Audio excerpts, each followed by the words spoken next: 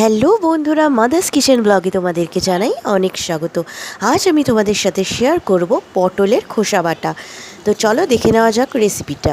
তো তার জন্য দেখো, এখানে পটলের খোসা ছাড়িয়ে ভালো করে ধুয়ে নিয়েছি, তার সাথে কিন্তু একটা গোটা পটলও আমি বেটে নেব। তো দেখো, এরপর কড়াতে সামান্য জল দিয়ে এটা কিন্তু সামান্য পরিমাণে হলুদ আর নুন দিয়ে সেদ্ধ করতে বসিয়ে দেব। ওই জাস্ট একবার ফুটে উঠলেই এটা নামিয়ে নিতে হবে। তারপর কিন্তু এটা আমরা শিলে বেটে নেব। তোমরা চাইলে মিক্সিতেও বেটে নিতে পারো, তবে শিলে বেটে নিলে ভালো হয় এটা আরও বেশি। তো এখানে আমি একটা কাঁচা লঙ্কা আর সামান্য ওই 1 চামচ মতন পোস্ত দিয়ে দিয়েছি। তোমরা চাইলে এখানে কিন্তু পেঁয়াজ আর রসুন বাটাও ব্যবহার করতে পারো। আমরা এটা সাধারণভাবেই বানিয়েছি, রসুন বাটা আমাদের এই রেসিপিটার সাথে কেউ খেতে পছন্দ করে না, তাই আমি দিইনি। তো দেখো, এখানে কিন্তু আমাদের বাটা হয়ে গেছে। এরপরে আমরা দিয়ে দিচ্ছি নারকেলের পাউডার। নারকেল বাটাও মানে নারকেল থাকলে নারকেল বাটা দিলে আরও বেশি স্বাদ হয়। তো আমরা এখানে নারকেলের পাউডার ব্যবহার করেছি, আর ব্যবহার করেছি পরিমাণ মতন নুন আর পরিমাণ মতন হলুদ।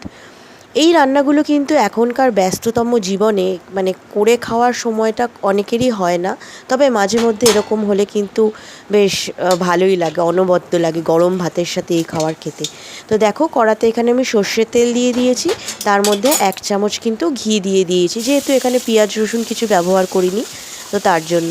এখানে এরপরে কালো জিরে ফোড়ন দেওয়া হয়েছে। কালো জিরে ফোড়ন দেওয়ার পরে কিন্তু খোসা বাটাটা আমরা এর মধ্যে দিয়ে দিয়েছি।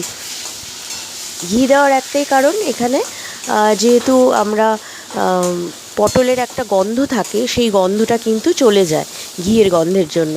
এরপর এখানে আমরা মিষ্টি ব্যবহার করেছি। আমরা এখানে গুঁড়ো গুড় ইউজ করেছি, তোমরা চাইলে চিনি ব্যবহার করতে পারো। এরপর কিন্তু ততক্ষণ বেশ নাড়তে হবে যতক্ষণ না এটা ভালোভাবে শুকিয়ে আসছে, আর পটলের যে একটা কাঁচা গন্ধ থাকে সেটা যাতে চলে যায়। গ্যাসের ফ্লেমটা মিডিয়ামে রেখেই কিন্তু বেশ ভালোভাবে নাড়াচাড়া করে শুকিয়ে নিতে হবে। দেখো, আমাদের এটা শুকিয়ে গেছে, আমাদের পটলের খোসা বাটা একদম রেডি। রেসিপিটা কেমন লাগলো আমাকে অবশ্যই কমেন্ট করে জানাবে। ভালো লাগলে লাইক, শেয়ার ও সাবস্ক্রাইব করে দেবে আমার চ্যানেলটা।